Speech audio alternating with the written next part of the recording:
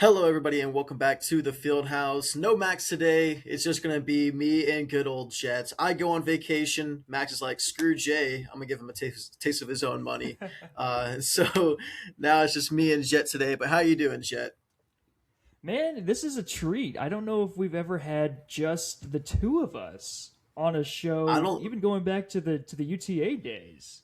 Yeah, it was always either me, you, and Max, me, you, and Josh. I mean, yeah, I don't Yep, think it's ever yep. been one on one with us two, except if it was on a call for a game. But that was about it.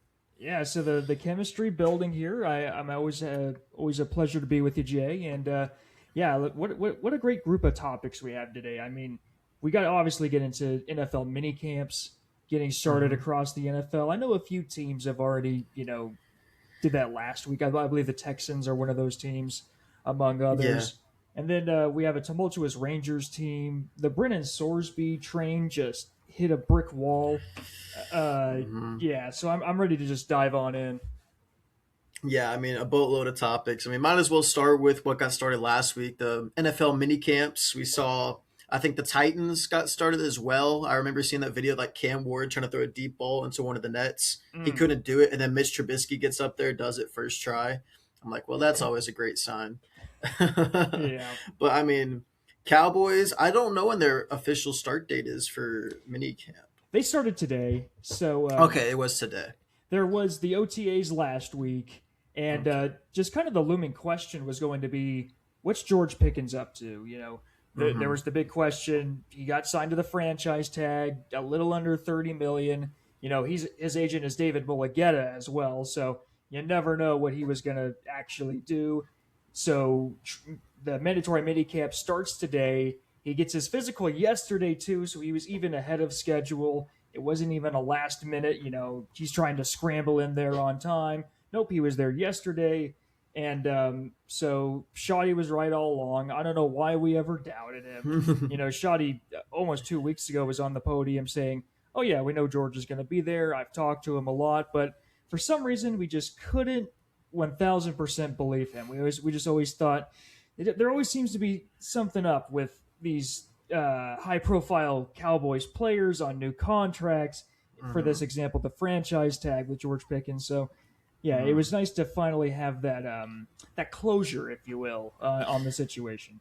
Yeah, I mean, ever since like, I feel like the whole Zeke situation, like all him in Cancun, we're all like, well, he's just going to be in Cancun, just doing his mini camp on the beach. And then of course Micah, just that Yeah, was a whole saga. So yeah, yeah, it was just nice to see someone get there on time, even ahead of schedule, and is now ready to get to work. Which I kind of feel like George Pickens had that overall mindset, like a little chip on his shoulder, something to prove, hmm, which is why I think he performed so well in Dallas. And then you probably, I know it's a friendship right now, but that maybe a little competitive edge starting to form between him and CD Lamb, which that's something I want to see develop. I want to see both of them. I know CD dealt with injuries, and then so you had George Pickens with almost 1,500 yards. CD Lamb we know can reach that mark year hmm. in and year out if he's healthy. So that's just kind of the overall vibe check. Obviously, the defense has been through a full transformation. Christian Parker comes in as the new defensive coordinator. Caleb Downs should be taking care of the transition to having a nickel back into the defense now. So we're feeling confident there, but we're never truly going to know until they step on the field week one there against the Giants. Yeah, never really gonna know. I mean, the preseason isn't even really a thing anymore. It feels No. like it's just a moneymaker. Nobody's really trying that hard, other than the players obviously trying to make the team. But I mean, the starters are just going through the motions out there. But I think it is really nice to have that healthy competition on the roster with Pickens and Lamb. And I think that also shows a lot of how Shoddy has really created an atmosphere, like a healthy atmosphere for the players. Because I mean, like we said in years past, we don't know what's going to happen with these players coming in on a franchise tag. Are they going to sit out for some time? Who knows? And then George Pickens gets franchise tagged and he comes in early and he's all ready to go. Big props to Shoddy on that. But I think the ultimate plan or the ultimate decider on how this team's going to go is that week one game and who's starting at Mike linebacker and how they do against whoever the Giants running back is going to be for that first game. whether I don't think Scadaboo is going to be ready for that first game, if I'm correct. I would have to double check, but yeah, that was a quite nasty injury he's been dealing with. Yeah. That's not something you normally just pop through the next season with. Yeah, he'll probably be like a mid season type of guy. But I mean, that's the biggest question mark on this team. I mean, at least in my opinion, for the Cowboys, it is that Mike linebacker position, or honestly, any linebacker position. We don't have a whole lot of depth there. Last year we had Murray. Murray was absolutely god Mm. awful. Nobody liked him. So we had to use a draft pick to go get another one of the worst linebackers in the league in Logan Wilson, at least according to PFF grading. And he was all right, nothing game changing. You just saw another jersey out there. That was the only difference bringing him in. And I think that's still going to be the biggest question mark for this team because you do have Caleb Downs. You bring in a new defensive coordinator in Parker, more of a secondary focused, I would say, defensive coordinator, and we already have a good defensive line. Don't really have to worry about that too much. Maybe a little bit, but I'm still pretty confident with Kenny Clark going to be there, and of course the other players around him. Um, I mean, who can forget about? Oh my gosh, I said who can forget? Now I'm forgetting about the defensive tackle that we Quentin traded for. Williams, I think. Quentin Williams. Yep. Yes. Oh my, who would have thought Jett getting me right on a player?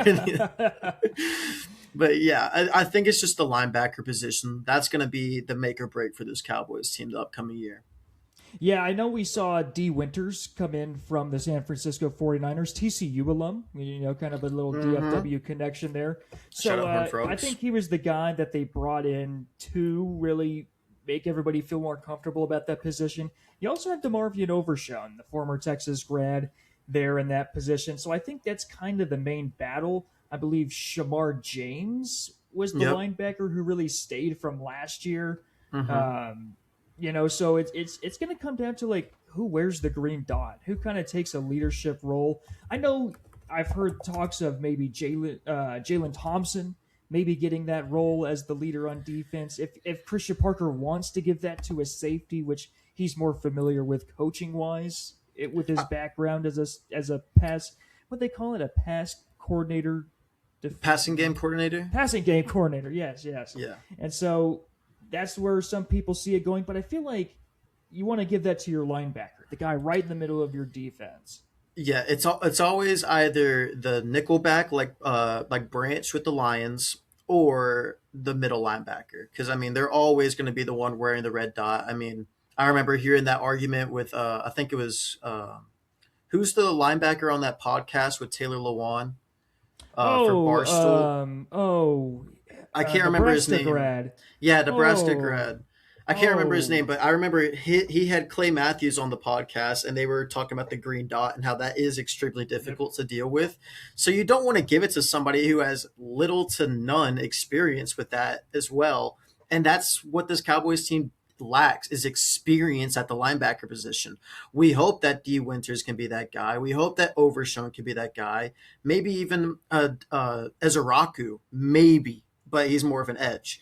So we really don't have that experience in the middle of the defense. And I think Jalen Thompson might be an adequate guy to do it. Maybe even a Malik Hooker, but I don't like Malik Hooker, Mm. if I'm being brutally honest. Not my favorite safety. I think you could eventually see Caleb Downs be that guy with the green dot on like a couple years down the line. I think it's asking a lot for a rookie to wear the green dot defensively, but he is already one of the smartest players on this team. Like he is that intelligent for a player coming out of college. I think you could also maybe make the argument for a Quentin Williams or a Kenny Clark to wear the green dot. I mean, who would say no to them? I mean, really, who would say no to them? Especially with how they've kind of constructed the defense to stop the run. Like that's why you brought in Mm-hmm. Kenny Clark.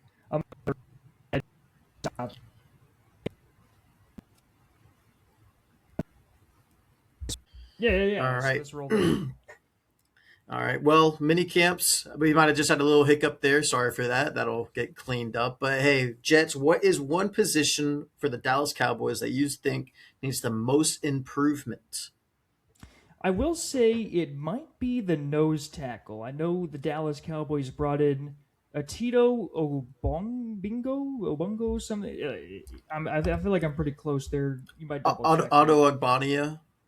Yeah, Tito Obania. Yeah, he comes in from the Los Angeles Chargers. There, it was Will Compton, by the way. That was that name we forgot earlier. Mm. Yeah, since we were on Yeah, Will the subject of Compton. names there, but he Yeah. kind of fills in the nose tackle role there, and I don't think he's ever had a season of more than like 6, 7 sacks. Not Mm. terrible, but not great. I think he's just gonna kind of fill that generic rush stuffer, if you will. Yeah. So I know he on paper just doesn't seem the best, which is probably my only real criticism. I just need to see him play a little bit, is what I Hmm. think. So just time will tell if he truly fills that role. Yeah, no, I mean that's definitely a worthy thing to say. I mean, in his career, last season he had 6.5 stuffs, which is where they stuff the run and obviously stop it. He also only has half a sack in his entire NFL career, going for 4 seasons, and he's Mm, also only played 17 games, a complete season once. That was 2 years ago. Last year he played 9 games. A solid player, but I don't know if he's necessarily the guy that can change this front line or be that guy that will stuff the run. He did a good job of it last year. I'm sure putting him next to Quinnen Williams, Rashawn Gary, Kenny oh Clark, yeah. that's going to be a huge. I mean, it's the best D line that you could probably ask for right now in the NFL. Um, I mean, just the big bodies around him. But if I'm being honest, I would actually say our secondary is still severely lacking, specifically at the cornerback position. Because Deron Bland is not an outside cornerback. He is a slot. He is a nickel cornerback.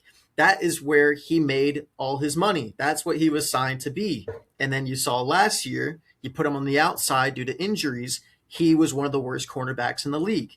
And that's not really on Deron Bland. That is not his position. He is a slot guy. He is supposed to be close so he can get to the quarterback for one, help with the run defense, and then stop the slot receiver.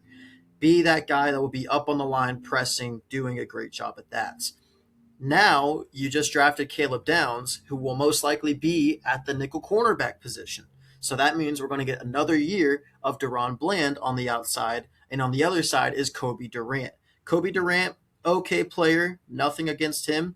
I just think Deron Bland is not an outside corner, and he's going to get beat time after time after time again this year. And he's going to have a little bit of help, maybe on the inside with Caleb Downs, maybe up top with Jalen Thompson and Malik Hooker. But I don't see this being a good year for the Cowboys secondary if Deron Bland is going to be on the outside. So basically, the Broncos. It's going to be a great year. I think. I think we're in store to be another Super Bowl contending team. Have a great playoff run. Of course, that all comes down to how Bo Nix comes back from the injury. Still, I don't know how he broke his ankle taking a knee. Who knows? But I mean, of course, it just has to happen to the Broncos whenever we're making a potential Yeah. chance to go to the Super Bowl. Solid running back play. It's going to be the same two from last year with JK and RJ. Wide receivers, still going to have Sutton. You're going to have Jalen Waddle now entering the frame. That first round pick for Jalen Waddle might end up being one of the best trades of the offseason. That's a huge, huge boost because it was Cortland Sutton and nobody else. Still got Troy Franklin there, Marvin Mims, Pat Bryant. The O line's going to be good. Everybody came back. Defensively, the defense is the complete same. The biggest spot on this team, in my opinion, that needs the most improvement or has the biggest hole would be the tight end position with Evan Graham. I mean, or Evan Ingram. Evan Ingram, he's fast. He's not the best blocker. He's not the most reliable whenever it comes to staying healthy.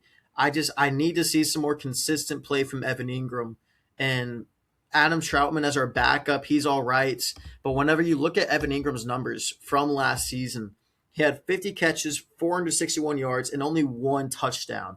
I mean, whenever you look at those numbers, or you hear them rather, it's not exactly the most spectacular sound in the world. You would think he was like, all right, that's an okay season. Not a guy that should be the tight end number one on a team that is trying to make the Super Bowl because you want a reliable tight end that is a guy like a Travis Kelsey. I mean, I know Travis Kelsey's one of one, but you want a guy that can be as dominant as him on any given Sunday. A guy like George Kittle. I mean, even Kyle Pitts. I love Kyle Pitts. People like Downs with the Ravens last season. Dalton Schultz, Jake Ferguson. Like these are great, great tight ends. Evan Ingram just is not of that echelon, right? So so Evan Ingram, that you mentioned him, shout out to my fantasy team last year. He dealt with the injuries. We survived, but yeah, there's many pieces of the Broncos offense that can be very impressive this year. And I don't know how much you touched on the defense, but there's a lot of good pieces too. I mean, you're bringing back Pat Surtain. That's always going to be your bread and butter right there. But who really stands out to you, Jay, as the next guy that could possibly lead your defense and take it to the next level? Taking it to the next level is kind of difficult whenever you've been a top two, top That's three true. defense for the past couple of years. But I do want to see Riley Moss really take a step forward this year because we know how great Pat Surtain is. And he would get maybe two, three passes his direction every game. Meanwhile, Riley Moss is getting 15, maybe even 18 passes going at him every single game. And he was getting picked on a lot last year. And sometimes for the better, sometimes for the worse. If he can up his level from last year, I think that just makes our defense that much better. If we have two lockdown cornerbacks. Absolutely. So, anything else we need to know about the Broncos? Any news coming out of their training camp maybe? Well, I mean, the whole Jonathan Cooper situation is kind of scary. I mean, he got the domestic violence charge put against him. He's pleaded not guilty. I mean, he had 8 sacks for our team last year. One of the best edge rushers in the entire NFL. He just violated his restriction order. He went to go see the girlfriend that he has a charge against. So that's always great. See how that whole fiasco goes down. But as long as we stay out of legal trouble, I think we'll be good. I think we'll be good. I think a lot of teams could say that. Jeez. And then you saw Rajay Yeah. Rice get released today. So, Yeah. yeah, something about being a pro football player, all the money, it leads to trouble. So, Yeah. I mean, hey, that's why I chose podcasting, right? exactly. Exactly. Well, I guess Oh, that's a good time to kind of turn things up or change things up a little bit. We'll keep it in the football realm, but we have yet to same. touch on the Brennan Sorsby No. situation. And And I'll start with my overall thoughts. mhm. Texas Tech never seemed to be the reason this bothered me, even as a Texas fan. Mm. It seemed more that the NCAA was letting whatever happens happens. They never put their foot down. Before it was the U.S. legal system referring to the NCAA on what to do. Now it's Mhm. completely flipped. The NCAA says, "All right, legal system, come help us out again. We have no power." And I just in the realm of college football, things never stay the way they are. It's not just a 14 playoff; it becomes possibly 8 teams, then 12, now 24 is in the conversation. And I see this situation expanding in the same way. Even though we got the news yesterday that Sorsby's going to go into the supplemental draft, this whole fiasco just gets a slow, sad ending. I mean, just not the pivotal ending that we thought was going to happen. Yeah, pretty But abrupt. yeah, pretty abrupt. Just all right, well, all this is over now, and I just think like, what's the next step for this? Is it going to be a player on steroids that goes to rehab, goes to the legal system, and then this precedent set that you can apologize, make amends, which is, I mean, great in real life, but maybe not for the integrity of the sport. Hmm. Yeah, no, for 1,000%. I think the worst part about this is that they never made a decision. They got bailed out by Brennan Sorsby, basically saying, "Well, I've caused enough chaos. I'm just going to go and leave now." Um, but I mean, it's so confusing because you also saw this with NCAA basketball. Players were caught literally gambling on games and shedding points for the benefit to make money. Now, that has not come up in this case with Brennan Sorsby, but those players were banned as soon as that was found out. They were banned as soon as it got found out that they were gambling, period. I think this was just such a big fiasco and more question marks around it because it was Brennan Sorsby, the number one player in the transfer portal, going to the number one team, debatably, in the Big 12, who has one of the biggest money backers in the entire NCAA.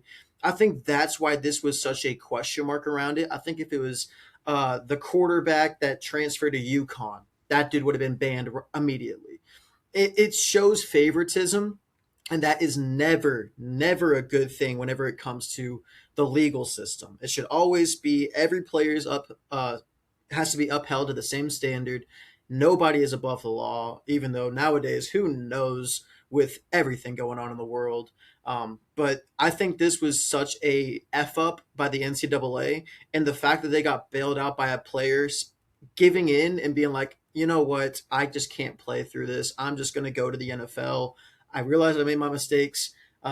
Luckily, I don't have to answer to them. I'm just going to go play, hopefully professionally, whether that's with the NFL, with the USFL or XFL, even the Canadian Football League. I'm sure somebody's going to pick up Brendan Sorsby because he is a very talented player, but he really did cause a chaotic atmosphere in the NCAA world to the point where the Big 12 had to sue the Texas Attorney General, Ken Paxton, and also just the state of Texas. That is absolutely insane.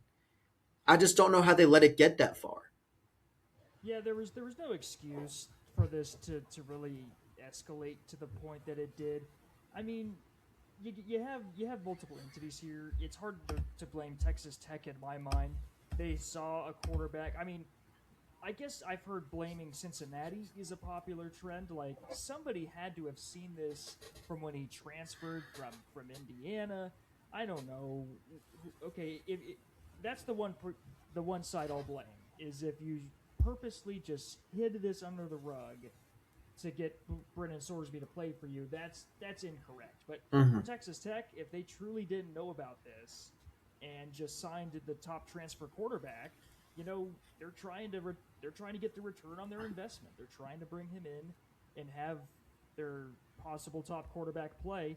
Otherwise, it's Will Hammond, if Yes. memory Yes. serves. So, I mean, you're not talking an all star anymore. You're talking just your born and raised Lubbock guy, who's been Mm-hmm. there 5 years as well. So it could definitely change the trajectory of the program.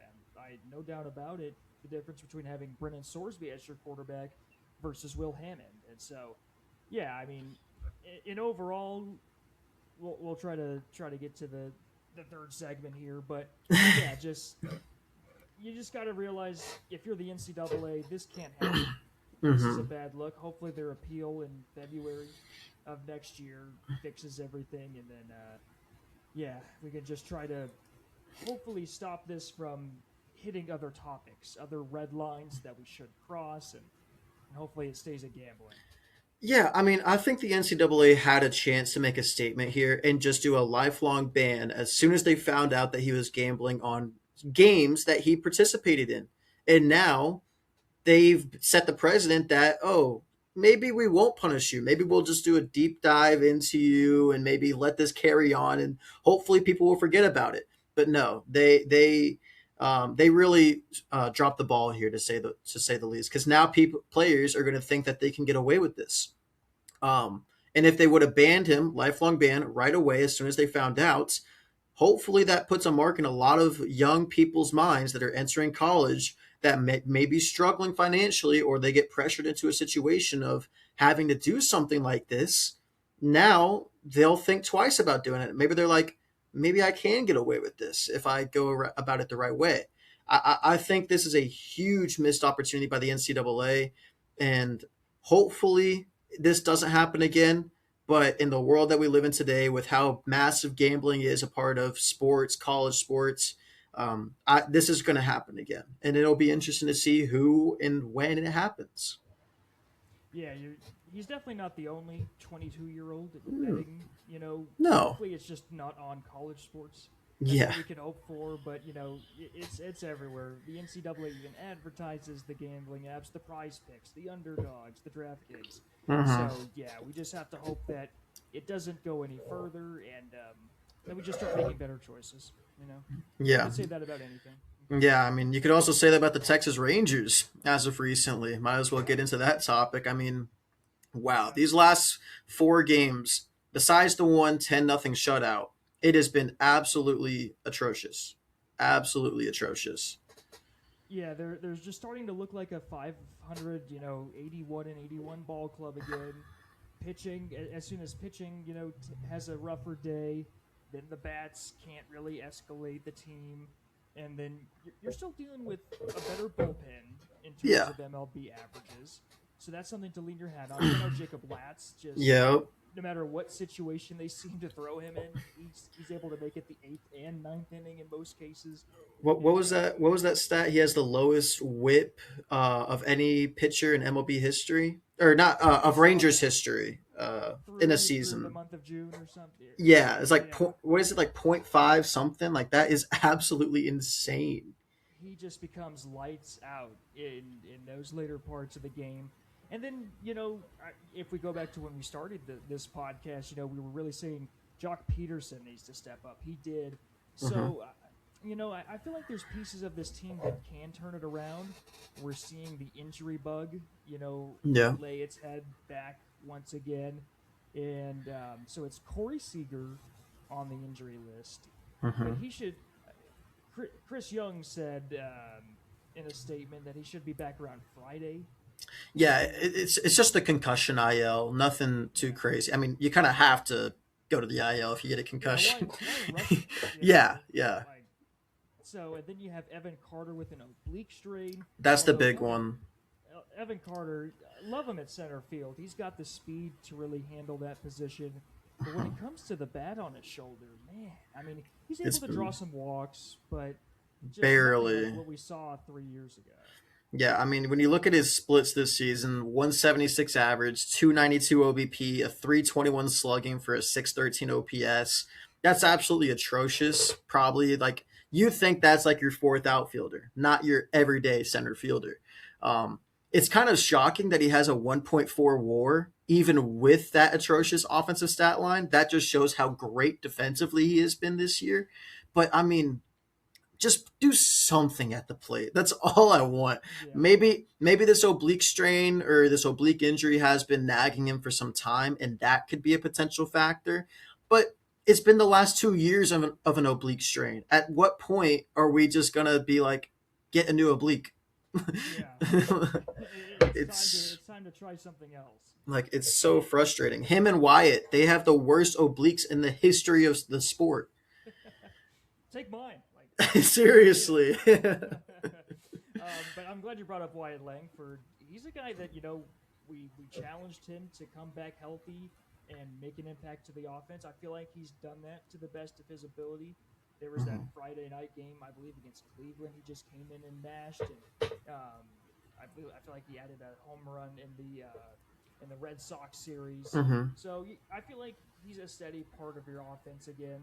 I guess if I had to give a challenge to someone else at this moment, Higashioka, maybe a couple of those guys that are sitting towards the bottom of your lineup. Cody Freeman, Alejandro Osuna just got called back in. So Mhm. I feel like if you're talking to that 7, 8, 9 part of the order, really set the table Yeah. for Nimmo, Peterson, Young, guys towards the top of the order.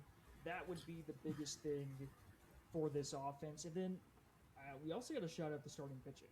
Yes. Mackenzie Gore, rough first inning last night, eventually settles in and pitches 7, but it's the command. It's once Mhm. again, he was supposed to be a guy that accuracy is not the issue. It continues to be throughout this early first half of the season. And so it's just, man, is he worth what we paid for? Mhm. Yeah, I mean, when you say pay for it, we're talking about the prospects that we traded for him, of course. Exactly. I mean, getting rid of your first round pick from literally last year to go get this guy, and he's been mediocre at best. Hasn't been that guy that you want at the front line of your rotation. To be fair, none of our starters have been that guy. I think you can maybe make the argument if it isn't Jacob DeGrom, you could say Kumar Rocker has debatably been our best starter this year. I've actually been very impressed with Kumar Rocker on a night to night basis. I do also want to give a shout out to DFA acquisition Nicky Lopez. He's actually been our best hitter since he's been on our team. In the month of June, so far, he has a 310 average with a 355 OBP and a 700 OPS. And he's been able to play a boatload of positions. He's even playing left field for us. Like, he's filling in at whatever spot he needs to be. Maybe he's not playing the best defensive job at some positions, but he's still getting on base, hitting, and that's what we need more of. Our defense, we can maybe take a little bit of a step back from that. But I mean, Nicky Lopez has been fantastic. I mean, Jake Berger continues to be the most unclutched player in the world. Uh, like we've mentioned multiple times in our group chat, feels like every time that he comes up with the bases loaded, strikes out or does absolutely nothing. And then whenever nobody is on, he hits a double, a triple, a home run. It doesn't matter. It just feels like when people are on, he just can't do anything. And when the bases are empty, he does everything. Yeah, hard to explain what's making that happen. I mean, maybe just like the nerves. Maybe like nobody deals with nerves though. I mean, this is Jake Berger. He knows how to hit the ball. Maybe it's just the pitching situations. You know, we've always talked about how the Rangers do against left-handed pitching. I Mm-hmm. feel like that's something they've kind of turned the corner in, but always something you want to work on. So maybe Jake Berger's just one of those guys that has trouble hitting lefties. That's why you need Corey Seager constantly in the lineup. Wyatt Langford's back. Evan Carter was a guy who could hit lefties. I feel like better than some, or was he just the opposite? It's complete opposite. I think he might have Played. two hits against lefties this year. Yeah, Actually, he's I can't remember. one for he's he's 1 for 27 against lefties this year. Oh my goodness, yeah. I'm trying to But no, you're find thinking the of stat. Foscue. That's who you're thinking Foscue, of. yes. You know, so there's Yeah, I mean, that's another category you could put as like that's what needs to be fixed. But I think overall, it's probably against right-handed pitching too. We just need to see this offense game in and game out score at least 4 runs, and then the Twins, I think pitching kind of lost you that game too when you're giving up that many, like the 3-run homer just early on after an ugly walk in the first inning. uh So everything just needs to kind of gel together right now for Texas. yeah, I mean, you look at the four most basic stats for your team offense. You look at runs, batting average, OBP, and slugging. Those are like four extremely basic ones. The Rangers are 28th in runs, 21st in batting average, 22nd in OBP, and 25th in slugging. That basically tells you the story of how bad this offense has been this year. It's been a bottom five, bottom 10 offense. Simple put. Yeah, you can't expect to do much when you're putting up those numbers. But I mean, you know, I'll try to remain optimistic. Obviously, plenty of time, first half of the Mm-hmm. season, and I just kind of believe in Skip Schumacher. I feel like when the offense kind of, you know, obviously rolling with the punches with the injuries, but I love the offense when it played small ball, when we laid down a Mm-hmm. few extra bunts per game, when we stole a couple more bases, like those little strategic ways to just manufacture runs. I feel like we didn't see that as much once Seager and Langford got back into the lineup. Rightfully so. You have some power back in your lineup, but now Seager's down again. You know, pieces moving around. I want to see the bunt come back a little bit. Maybe that's something that just brings up batting averages, puts guys on base, and you see what happens from there. Yeah, I mean, it is also kind of the year of small ball. I mean, you had the Rays, who were the best team in baseball at one point, and they literally bunt maybe 3, 4 times a game, and they get on a lot from it. I mean, there's plenty of teams that have utilized the bunt this year. I mean, the Cardinals have been utilizing the bunt, and look at the year that they're having. The Brewers, I mean, the bunt has really made a resurgence this year, I feel like, in baseball because, I mean, nobody knows how to defend it. I mean, weirdly enough, it feels like people just go through the motions whenever they're practicing it, and you can clearly see that on the field. But I think that's definitely an area that the Rangers could take advantage of. But when you look at their next handful of games, they're on this road stand up until June 21st. That's their final home game, at least for this road homestand. They lost game one against the Twins last night, 4-2. Byron Buxton going yard, as well as Josh Bell hitting a 3-run shot. Tonight on the mound, you're going to get Kumar Rocker against Zebby Matthews. Kumar, like I mentioned, has been fantastic in my opinion this year for the Rangers, a 3.56 ERA. The 2-5 record, I think, is a bit misleading because he has been great this year, especially in the month of June and so far in the month of May and so far in the month of June. I think he's been really good. And Zebby Matthews is a guy that struggles against lefties but does well against righties. So I'm interested to see how that kind of works today. And he also has a 9+ ERA in road games. So if we don't get on Zebby Matthews, that's kind of a sign that your offense is severely struggling. Yeah, it seems like there's also just been the trouble with teams under 500, which the Twins are 6 games under or so. Mm-hmm. So, yeah, I wonder just kind of what's the philosophy there. Like, maybe they just take a step back. You don't look at all the numbers.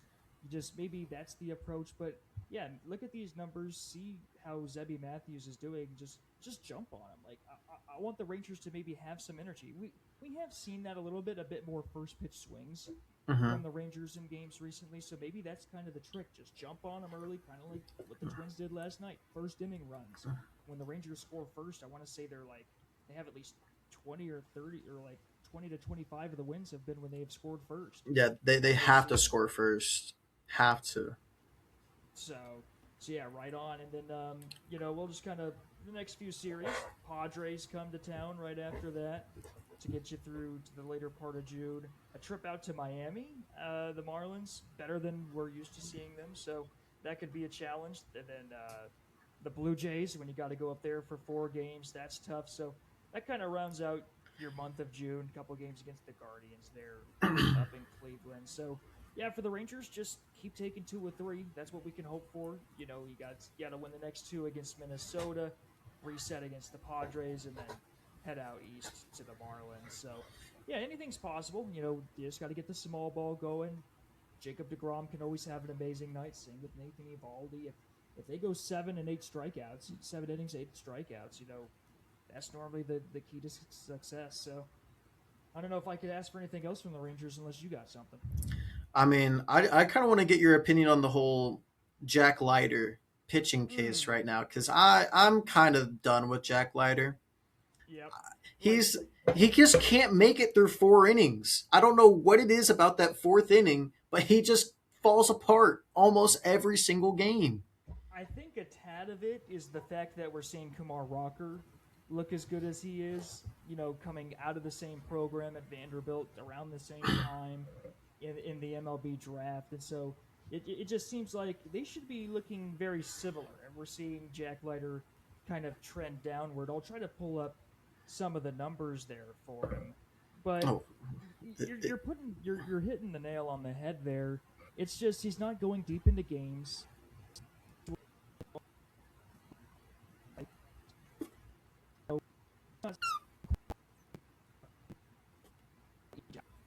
Of so close, And so so, close. yeah, like maybe there's a guy deep within the system that you could look at and be like, maybe we plug him in. You know, I don't want to move Latz. Like Latz was built coming in to be a starter, but he's got the closing role. I'm just trying to think of maybe who's the guy that like because like could we send him down? Could we give him opportunities somewhere else to like Mm-hmm. figure it out? So yeah, that'd be my main question for him. Like, what's it gonna take? Does he need someone like pressuring him? Does he need that competition aspect? He needs something. Yeah, I do agree with that. It feels like there, if it isn't Jack Leiter, who else could it be? I mean, you could also look to the bullpen because there's multiple guys that have starting history in our bullpen with whether it's Jake Latz, Jacob Junis, Tyler Alexander, Cal Quantrill. Mm, These are all guys that have started many years in the MLB. Jacob Junis was a starter for the first 3 years of his career. Tyler Alexander, long relief guy that could go 5, 6 innings. Cal Quantrill, been a starter for the Marlins, Rockies, multiple teams in his history. The Guardians for many, many years, nearly won a World Series with that team. Um, I don't know how Jack Leiter can try to. He just can't develop. We've seen this now for what 2.5 years, 3 years at the Exactly. MLB level now. It's the same thing every single year. At what point is it just like, okay, this is who he's going to be? Because he's also getting, I'm not going to say he's getting old, but he's 26.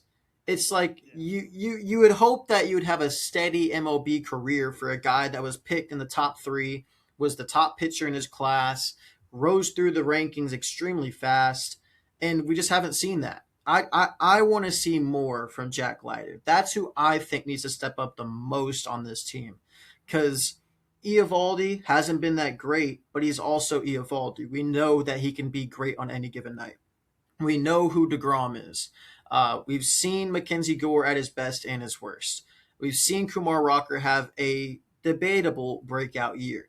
I just want to see some more from Jack Leiter. I'm tired of this near 5 ERA, 1.5 whip. It's just it's almost unplayable. Like it's at some point you got to give him a reset at the minor leagues. Exactly. And the fact that he sits third in your rotation, because well, third Hmm. or fourth, depending on where Gore slides in. But yeah, that Yeah. that heart of your rotation, Mackenzie Gore and Jack Leiter is like rolling the dice. You do not know Hmm. that you're going to get 6 or 7 innings from those guys, more or less, holding runs off the board. So Hmm. yeah, I mean, let's go with that opinion. It's time to bring someone else in. Yeah, Jacob Eunice, former starter, like that. I was unaware Hmm. of that. I'm glad you brought that up. Like looking at his numbers, 29 innings pitched, only 19 hits allowed, earned runs only 6. I mean, that's incredible stuff. I mean, he did make that spot start for us. I can't remember which game it was, but it It was was a the Minicamp couple. game. Yeah, it wasn't too long ago. Yeah, and I mean, he was actually really good in that game. I can't remember how many innings he went, but he looked really good. I mean, I think it was only two, maybe 2 2/3, but anyways, it was a great game. I think he looked really good in that spot start, technically. Um, but yeah, it's just tough right now as a Rangers fan because we had high aspirations this year, thinking Wyatt Langford could win the MVP. Corey Seager's going to be Corey Seager. We just got Brandon Nimmo. Our offense is going to be great, and then now we're getting close to 80 games through the year, and we're under 500, third in the AL West, and the Athletics are above us. I think that's what pains it the most. The A's are in second place in the AL West. Mariners, we knew were going to be a great team, but I think the fact that we're third and a team like the A's are actually ahead of schedule compared to us, I think that's also kind of debilitating as a Rangers fan. Oh, absolutely. And then you take a look at the standings, and only 3 games behind you are, you guessed it, the Houston Astros. Hmm. So that's just something that's going to make you put a bitter taste in your mouth. And it's like, as the Astros, they're kind of, I hate to say it, watch out for them. Hunter Brown is back for the Hmm. Astros. So, they're only going to try to get better. Of course, they have the monster, Jordan Alvarez. Yeah. So, maybe that's a motivational factor. Like, do not let this Houston team, what is it, 8 games below 500 there or so, Yeah. don't let them creep back in and become a problem for you.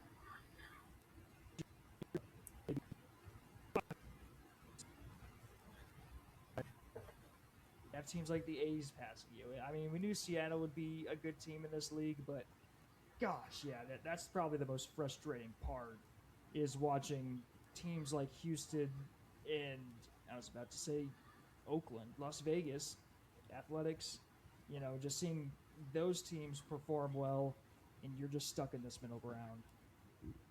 Yeah. I mean, even the White Sox are actually doing great. They're in the AL Central lead, 38 and 32. Very impressive for them. I mean, after How long being ago was it when they lost 100 games? last year, literally Literally, last that's year. insane. It's very very impressive what they're doing. But I think that's going to go ahead and wrap up the show from us today, guys. Thank you for tuning in. This has been another episode of the Field House, just me and Jet. But take it easy, Super guys. We'll see you in small the next time. one. Yeah. Take it easy.